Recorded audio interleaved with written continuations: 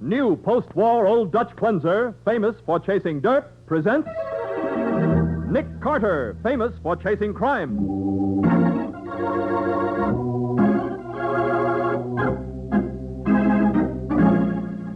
Every week at this time, two great names are joined as new post-war Old Dutch cleanser brings you one of the most resourceful and daring characters in all detective fiction, Nick Carter, Master Detective.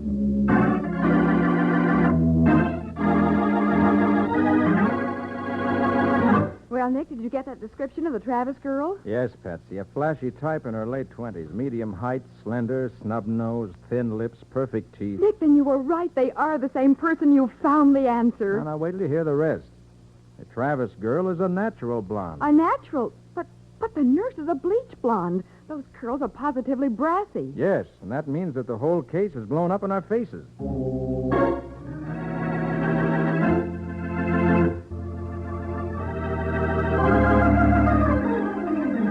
Now, the case of the unwanted wife.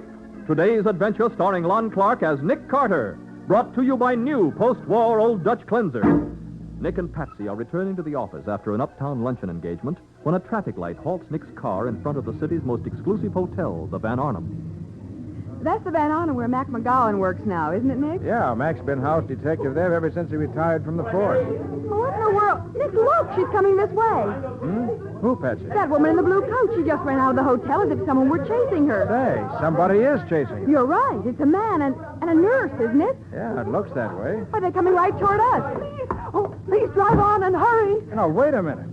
Now, what's the idea? that blue sedan, Mary. Head her off on the other side. Oh, don't let them take me back. Hurry, lock the doors back there, quick.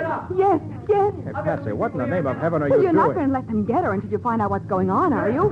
Hey, Laura, open that door. I won't. I'll die before I'll let you take me back. You, driver, unlock that car door. Just a minute. What's this all about? That lady's my wife. She's ill. She's out of her mind. That's a lie. Come on, open the door. Don't you do it, Nick. You keep out of this, you nosy little cluck. Look, driver, you open that door, I'll knock a couple of your teeth out.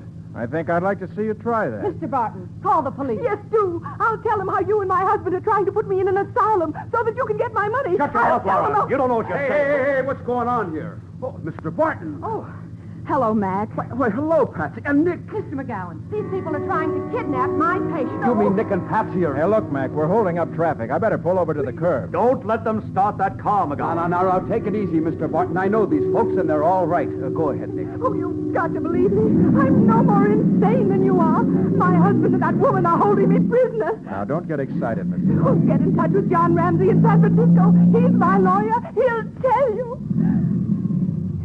All right, McGowan, get my wife out of that car. I better get her out, Nick. The poor lady's a little, That's not true. I'm perfectly sane. I am. If my patient isn't taken back and put to bed immediately, I refuse to answer for the consequences. Take my word for it, Nick. Everything's on the level. Okay, Mac, if you say so. Unlock the door, Patsy. Oh, no, please. Don't let them get me again. Now, Mrs. Barton, there's nothing else I can do. You're working with them. You're against me, too. Come on, Laura, we'll go back. No, I won't go back. I won't. Oh, yes, you will. No. Kick her other arm, Mary. No, please. Somebody help me.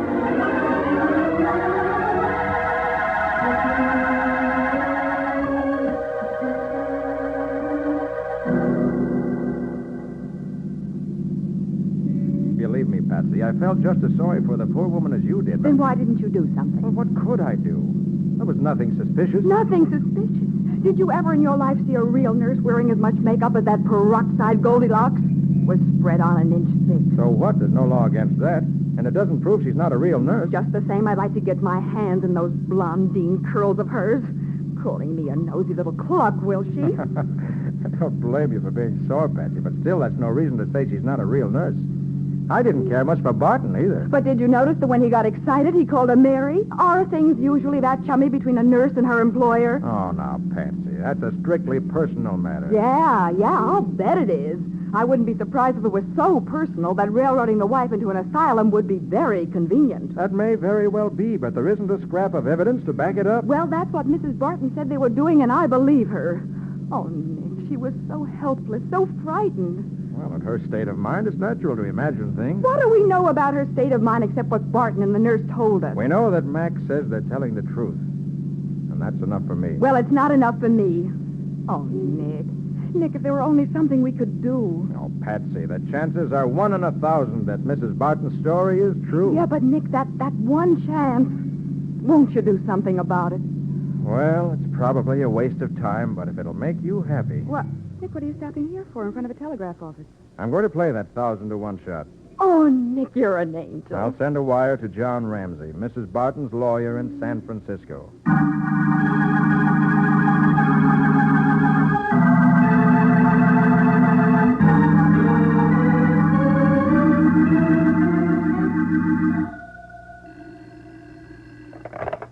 Nick Carter speaking. Hello, Nick Carter? Yes? This is John Ramsey, Mrs. Barton's attorney. Oh, yes. Now, what's all this about her losing her mind? Well, that 2-page telegram I sent you contained all the facts, Mr. Ramsey. But it's preposterous. I just got in touch with Mrs. Barton's physician, and he tells me there wasn't a thing wrong with her when she left here 10 days ago. Well, tell me, do you happen to know if there's ever been any insanity in her family? Well, yes, her father had some trouble of that kind, and so did a distant relative. But she's never shown the least sign of it. I see. Now, Carter, I've heard of your reputation. Could I get you to investigate this business for me? I don't like the looks of it. Hey, wait a minute. You mean that perhaps her husband is trying to railroad her into an asylum? I wouldn't put it past him. Barton's a pretty shady character. Uh-huh. Does he have any money? No, not a cent. That's why he married Mrs. Barton. She's a wealthy woman, and he knows that if she goes through with the divorce... Oh. She was planning to divorce him, huh? Yes. She told me to have the papers ready for her as soon as she returned from the East. They've been separated for months. Well, that's funny. They arrived here together. Well, they certainly didn't leave San Francisco together. She should have got rid of him long ago. Is there any particular reason outside of his being what you call a shady character? Plenty of reasons. Mostly other women. Younger women. Uh-huh. But how about it? Will you take the case? Well, I'm afraid I'll have to, Mr. Ramsey. My secretary will never forgive me if I don't. Good. Now, don't worry about money. Spend anything within reason, but make absolutely certain that this insanity thing isn't a frame-up. I'll do all I can, Mr. Ramsey, but I'll need some help from your end, and I'll need it quick. Well, just tell me what you want me to do. Get the best private detective in San Francisco. Have him send me all the facts he can dig up on the Bartons. He'll be on the job within an hour. Good. And tell him I also want a complete description of Barton's latest girlfriend, especially if she turns out to be a peroxide blonde named Mary.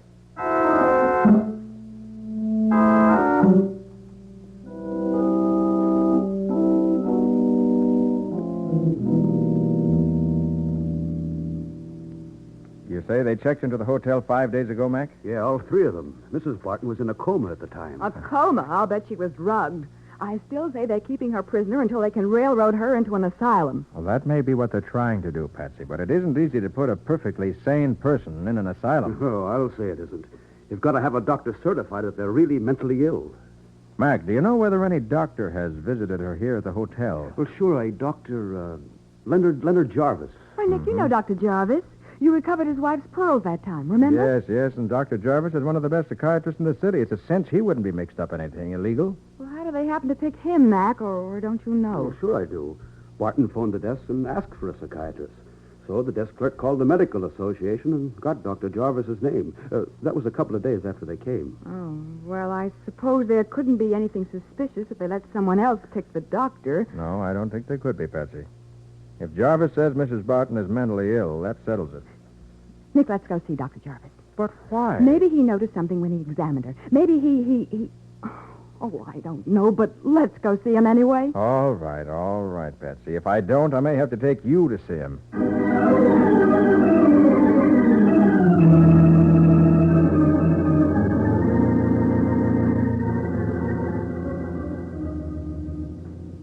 Mrs. Laura Barton.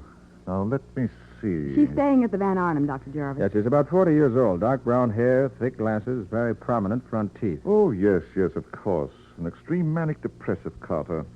Her husband should really put her in an institution for her own safety. You couldn't possibly be mistaken, could you, Doctor? My dear young lady, Mrs. Barton definitely exhibited every symptom of psychopathic melancholia. Why, even during my examination, she attempted to leap from the window. Was she in good health physically? Oh, yes, indeed. Except for a rather puzzling lack of coordination. What?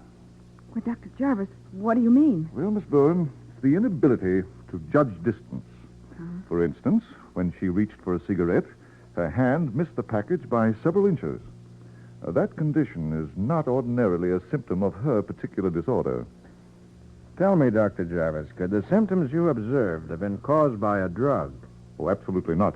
I'll stake my professional reputation on that. But her personal physician in San Francisco said Mrs. Barton was perfectly all right before this trip east. Well, psychiatry is a specialized field, Miss Bowen.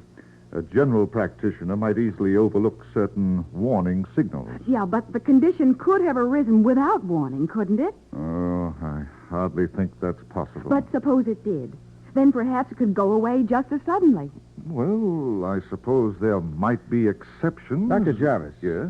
Just on the off chance that there might have been some change since you saw her, could I persuade you to go back to the hotel with me and make another examination? Well, it seems useless, Carter. There's seldom any change. I realize that, but I've promised to investigate every possibility in this case.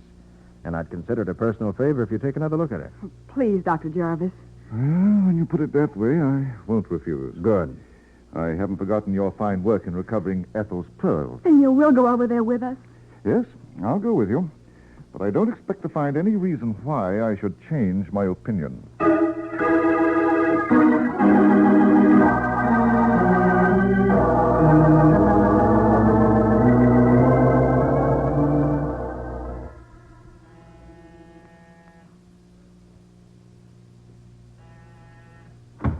Yes? Oh, what are you doing here?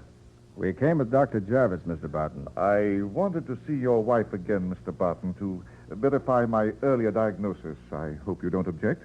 Well, There's no reason why you should object, is there? Of course not. Come in, please. Thank you, Mr. Barton. Your wife's room is over here, isn't it? Just a moment, Doctor. The nurse is giving Mrs. Barton a massage.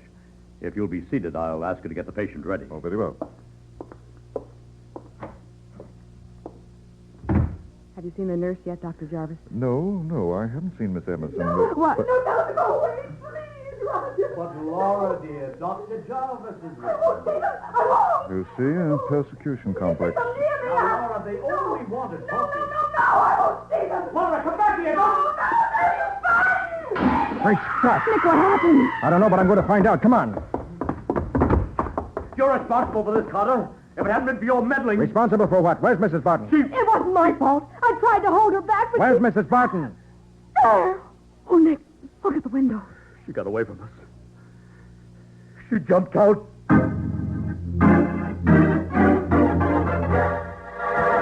Horrified, Nick and Patsy gaze at the broken window through which Mrs. Barton fell 21 stories to her death. We'll see what happens next in just a moment.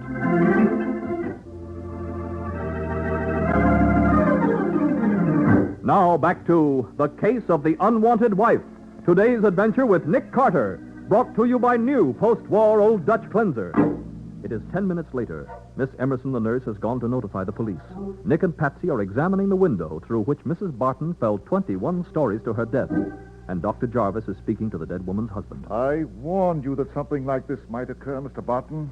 Your wife should have been put in a hospital. I know, Doctor.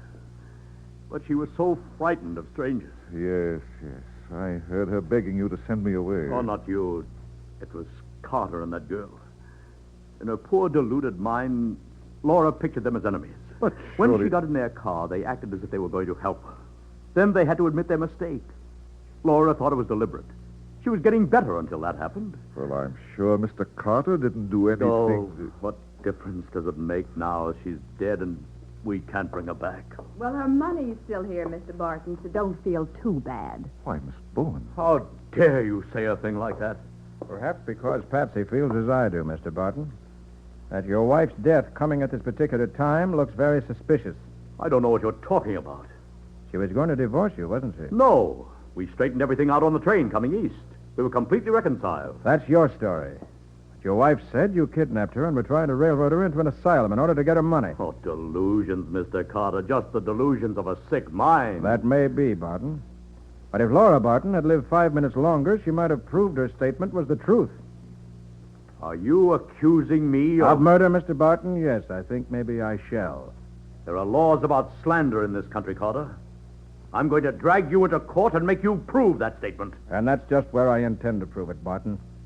In court.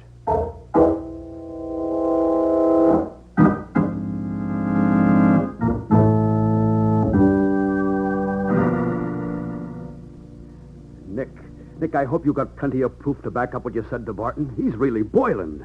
I haven't any proof, Mac. What? Nothing I can take into court. Oh, then why in the world... You can learn a lot from the way a man reacts to an accusation, Patsy. Okay, what did you learn from Barton? Well, Mac, if you'd seen his face, you'd know. He's guilty.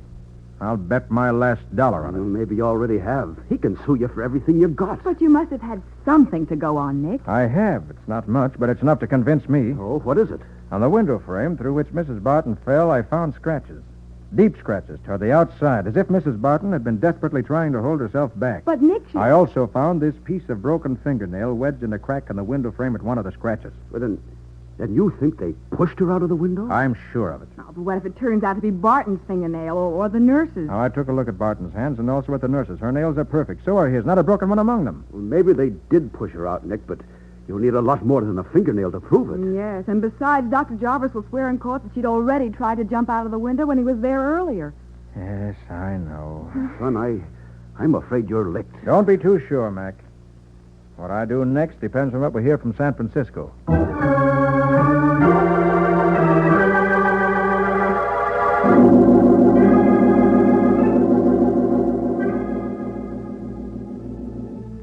Nick, was that airmail special delivery from San Francisco? Yes, Patsy. There's the report I've been waiting for. Well, Not much help. Unless you're interested in knowing that Mrs. Barton graduated from Stanford in 1927, married Barton 3 years ago, belongs to the better clubs and so on. What's this newspaper clipping? The one with her picture. Oh, something about her activities in the Anti-Tobacco League. Oh, I see. Well, isn't there anything about Barton's latest girlfriend, the one who caused his wife to decide on a divorce? Oh, yeah, sure. Seems the girl's name is Mary Travis. Mary? But that's what Barton called the nurse. I know. And Mary Travis left San Francisco the same day Barton and his wife did. But, Nick, that's just what we were hoping to hear. Is there a picture of the Travis girl? No, but the investigator says she's a very flashy type. In her late 20s. Medium height, slender, snub nose, thin lips, perfect teeth. A natural blonde. Oh, natural blonde, my eye.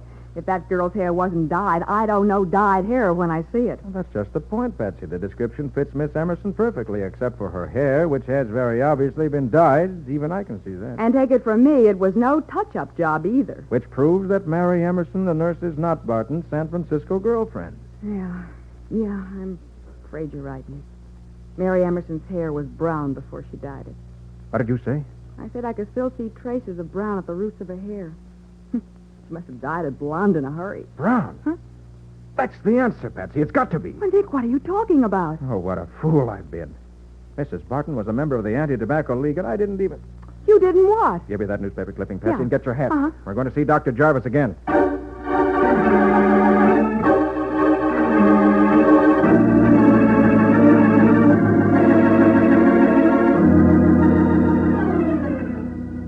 Carter, I've already told you that Mrs. Barton was a manic depressive.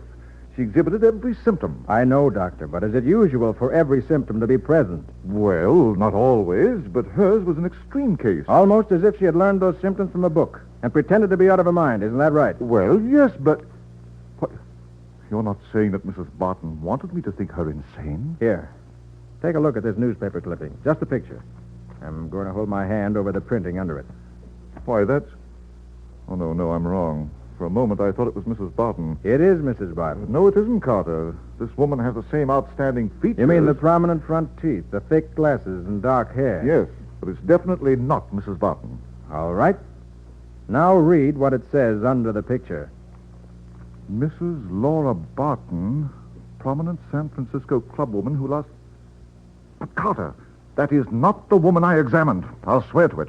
Dr. Jarvis, that statement is going to convict a murderer.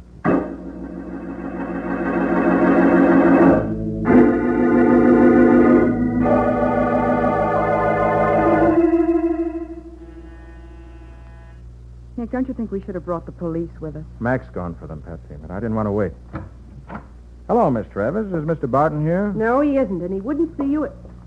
What'd you call me? Mind if we come inside and wait? What do you mean, pushing your way in here? And my name's Emerson. Maybe she's forgotten who she really is, Nick. She's been using so many names lately. Mary Travis, Mary Emerson, Laura Barton. Are you crazy? You met Mrs. Barton. You scared her into jumping out of that window. Oh, no. We frightened you and Mr. Barton into pushing her out before the doctor could see that it was you and not Mrs. Barton he examined and pronounced insane. That would have spoiled everything, wouldn't it, Miss Travis? You talk like a fool. The doctor saw me here. Not very clearly. You kept out of his sight as much as possible. Mrs. Barton and I were as different as night and day. And that's what you counted on. When Dr. Jarvis came here the first time, you wiped off all that makeup, wore Mrs. Barton's thick glasses, probably even had protruding false teeth made to fit over your own. You're a liar. You're a dirty, snooping liar. You also dyed your own blonde hair brown to match hers, and then dyed it blonde again after the doctor left. A very poor job, too, Miss Travis. What's the matter? Were you afraid to have it done by a professional beauty operator? Get out of here. Get out or I'll call the cops. That's a fine bluff, Miss Travis, but Nick has already called the police. They'll be here any minute. No wonder Dr. Jarvis didn't recognize you the way you look now. And after the fall, Mrs. Barton's body was too badly mutilated for him to notice it was not the woman he examined. You planned on that all along, didn't you? You can't prove that. You can't prove a word of it. When the doctor testifies that you and Barton tricked him into certifying Mrs. Barton as suicidally insane, I think a jury will consider that proof enough. You may be right, Carter. Roger, did you hear what they said? They're on to everything. Barton, you and this woman are under arrest for the murder of your wife. Nick, We're under arrest. You forget I'm the one who's holding the gun, Mr. Carter. Roger, they sent for the cops. We gotta get out of here. We're going, Mary. But first we'll make sure our friends here don't follow us. Well, then tie them up or something, but hurry. There's not enough time for that. Turn around, Miss Bowen. You too, Carter. All right, Barton. What next? Put your hands against the wall where I can watch them. Raj, you're not going What's the difference? If we're caught, it means the chair anyway. What? You're going to shoot us in the back? Correct, Miss Bowen. And you first. Mr. Barton, Right now.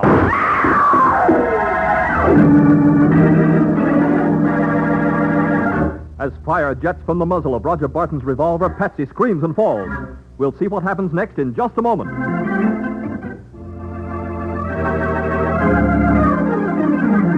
Now for the conclusion of The Case of the Unwanted Wife. Today's adventure with Nick Carter, brought to you by new post-war Old Dutch Cleanser. In Suite 2104 of the Van Arnhem Hotel, Nick and Patsy stand with their faces to the wall as Roger Barton, a revolver in his hand, says, You first, Miss Bowen. Mr. Barton, now. Roger, what happened to the lights? I put them out, Miss Travis. You missed me, Barton. Shooting at a voice in the dark is tricky business. Oh, my arm. So I didn't miss.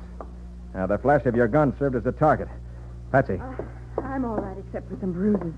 What happened? when I pushed the light button, I had to shove you out of the way before Barton could fire. There wasn't time to be gentle. Well, I guess I fell over a telephone table or something. I wish you'd broken your neck. Thanks, Goldilocks. Cut the lights, Nick. Yeah. Better pick up Barton's revolver. Okay, Nick. Nick, are you and Patsy all right? Couldn't be better, Mac. Come on in. The police with you? Yeah, they're coming up in the elevator now, and the paddy wagon's right outside the front door. Just what we want. All right, come along, folks. Your carriage waiting.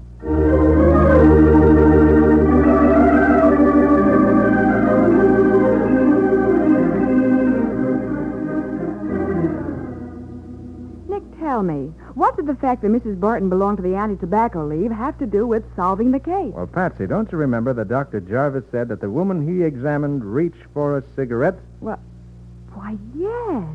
He said something about her hand missing the package by several inches. Yeah. Well, Mrs. Barton would never have reached for a cigarette, Patsy. Of course not. Not if she belonged to the Anti-Tobacco League. That's right, so it had to be Mary. Mm-hmm. And she missed the package of cigarettes when she reached for them because she was wearing Mrs. Barton's thick glasses. Glasses that she could hardly see through. But why did it have to be Mary? They could have hired somebody to impersonate Mrs. Barton who really looked like her. Sure, but letting some outsider in on their plot would have been too risky. And besides, what possible reason could there be to suspect that a natural platinum blonde would suddenly turn into a peroxide blonde with much darker hair, except that for some reason she dyed her hair dark and then bleached it again. And very inexpertly, too. Yeah. Poor Mrs. Barton. Maybe all the trouble did affect her mind toward the end. Well, Remember how she screamed that she didn't want to see us when we came to help her? yeah. Mary Travis explained that in her confession. Yeah? Mrs. Barton didn't know it was us. Barton told her that the men had come to take her to an asylum. So that was it. Mm-hmm. You know, Nick, the old dime novels had a phrase that described Mary Travis perfectly. They did? Well, what is it? She was a double-dyed deceiver. I'll say she was.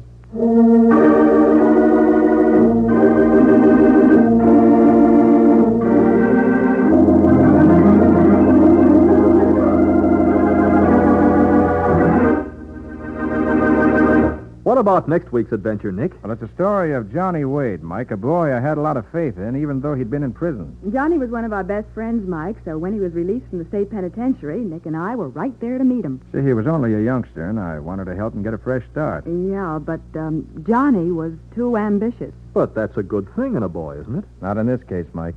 You see, Johnny's only ambition was to kill. What do you call this adventure, Nick? I call it the case of the double frame.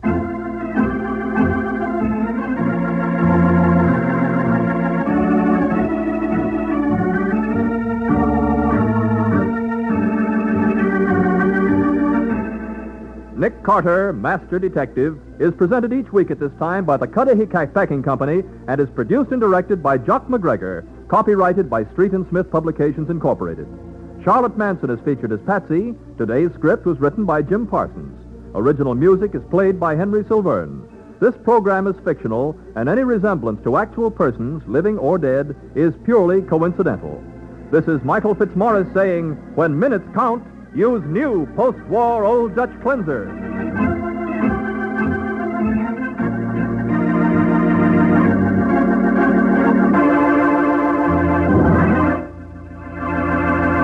This is the Mutual Broadcasting System.